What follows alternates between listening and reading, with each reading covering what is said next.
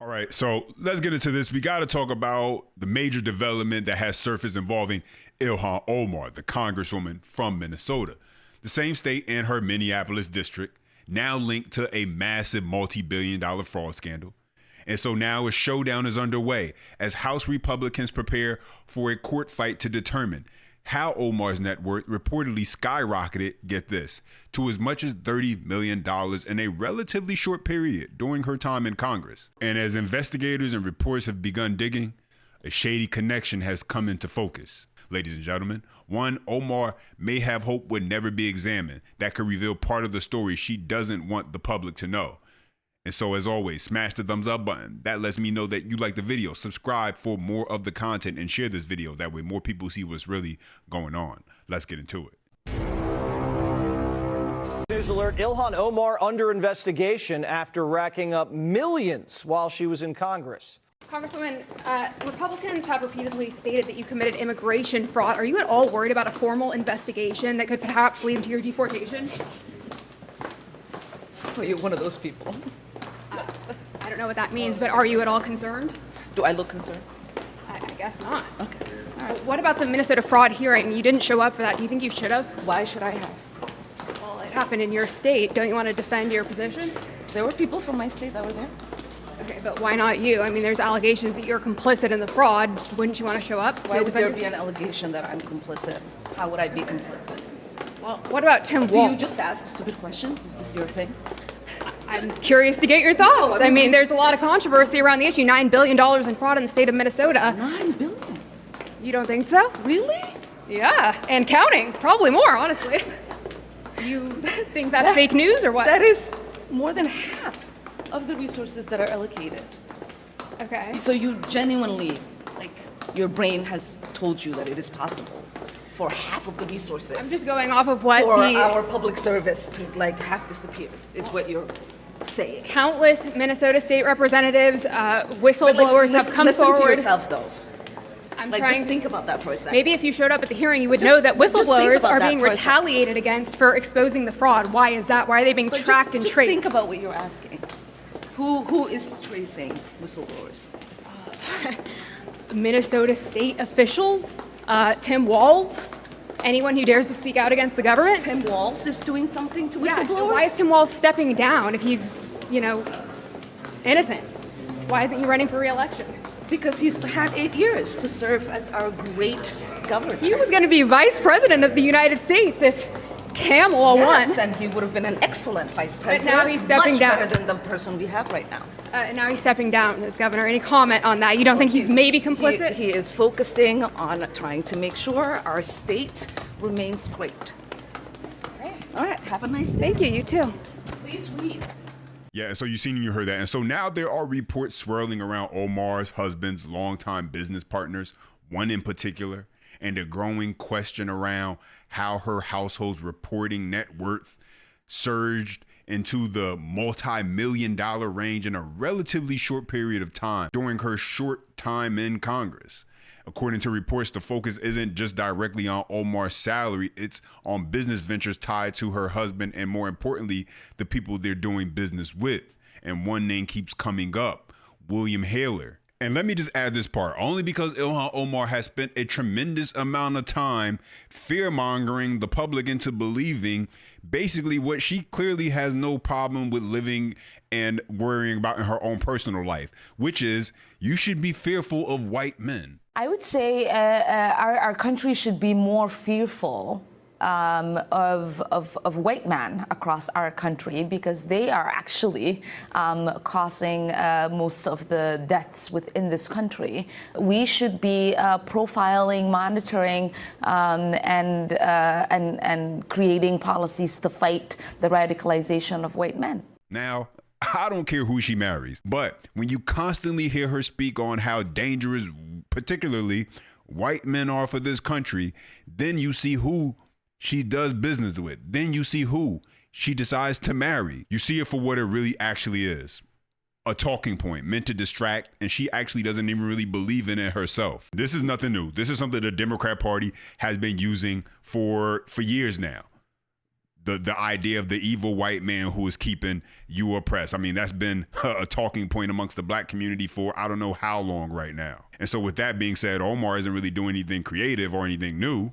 She just recycling the same talking points that, well, I've heard before. But that messaging works for her liberal constituents, along with the idea that the rich and powerful are evil. And it really turns out that she is the rich and she is the powerful. And yeah, she's the evil. Reports identify Heller as a longtime business partner of Omar's husband.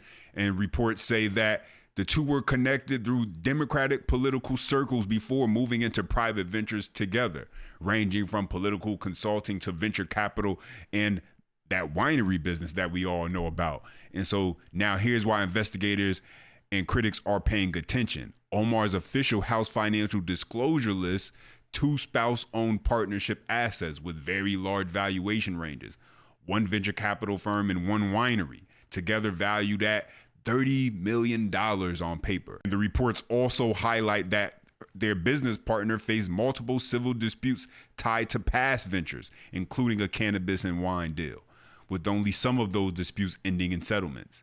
And the reports also mentioned controversies around how one of the firms represented high-profile advisors with at least one prominent name publicly distanced themselves from the label.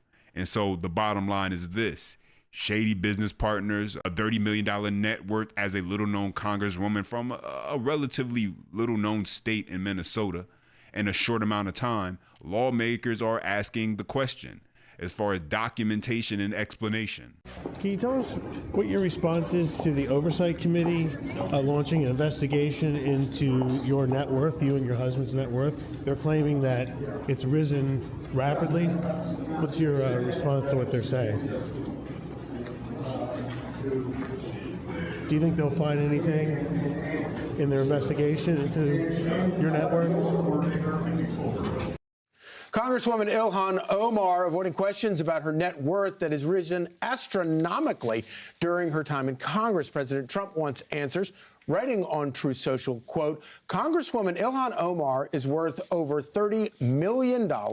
There is no way such wealth could have been accumulated legally while being paid the salary of a politician.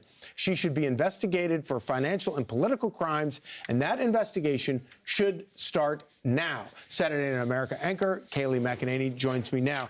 It is amazing. When she started in 2019, she had a negative net worth. Her personal household net worth has gone from negative to $30 million, and her husband's Rose Lake Capital firm, a consulting firm, has gone from just dollars up to $25 million in value. Yes. So what's interesting, you have her husband, Wynette, who started Rose Lake Capital, to your point. So Rose Lake Capital, you noted $42 and then skyrocketed to millions within a year. And these are according to public filings that she put forward, according to documents in a lawsuit. Her own numbers. Yes. And it caught the attention of, listen to this, not Trump's FBI, Biden's FBI. So in 2024, Biden's FBI raised questions about this skyrocketing wealth, some of these business decisions, and even Wall Street experts say, why is a former political consultant, that's what Wynette was, running a massive financial firm that, by the way, we've never heard of, and we're on Wall Street and we think we would have heard of it? A lot of questions. Not to mention they also have a winery that has also experienced a similar, in California, by the way, that has experienced a similar explosion. Yeah, but he wasn't just any political consultant. He was Omar's political consultant, right?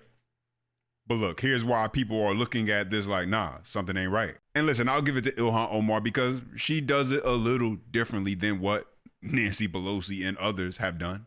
She had her husband set up a private equity firm, call all her donor friends, send their money in, and then suddenly this firm magically grows from having a few $1,000, barely getting by, to worth, what, 30 million overnight, 25 million overnight.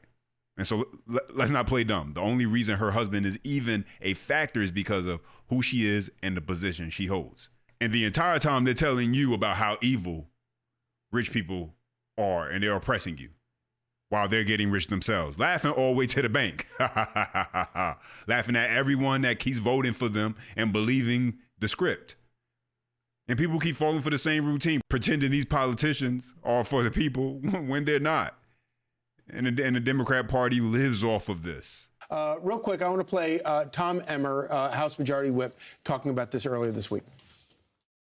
This needs to be investigated. She was right at the center of the Somali fraudster operation called Feeding Our Future, the $250 million fraud case, largest pandemic fraud case in the country. Those are her people, and they're the ones that donated to her campaign. So Jamie Comer and the Oversight Committee are investigating this and looking into this, and this needs to be exposed. Tom Emmer is Majority Whip because Republicans control the House. They also control the Senate, and they control the White House. Are they going to get to the bottom of this? I certainly hope so. And by the way, I just note that that winery you mentioned, one of the wines was called the Devil's Lie. How about that? But look, they say House ethics or House Sometimes oversight. they tell the truth. Sometimes they do. Yeah. And maybe they don't. We'll see.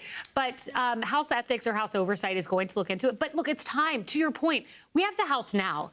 And I'm hopeful and bullish that maybe Republicans will overperform in the midterms. But that's not a guarantee. So now is the moment for House oversight to look into it, for the FBI to look into it. Kash Patel's been doing a phenomenal job. I have no doubt that they are. But look, the time is ticking, especially for Congress.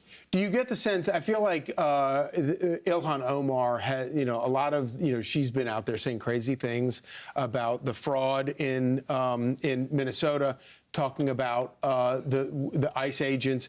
All of it sort of makes me wonder if she's not, I don't know. I just get the sense that maybe the walls are closing in on her. Maybe she realizes that a lot of these questions are being raised. This is her district that she oversees. Yeah. We have all seen the billions of dollars of fraud. We're just now scratching the surface of it all. And I'll tell you, my producer, he's amazing, Jake, has been watching Somali TV all week. So we have all these new clips from Keith Ellison and Jacob Fry. And these elected officials, there's a lot of questions, what they knew, when they knew about it, and why they didn't act. And when you think about $9 billion in waste, fraud, and abuse, in a lot of it touching on programs that Ilhan Omar brought, included in legislation, and brought to her state. And then on top of that, it went to people who were politically connected to her.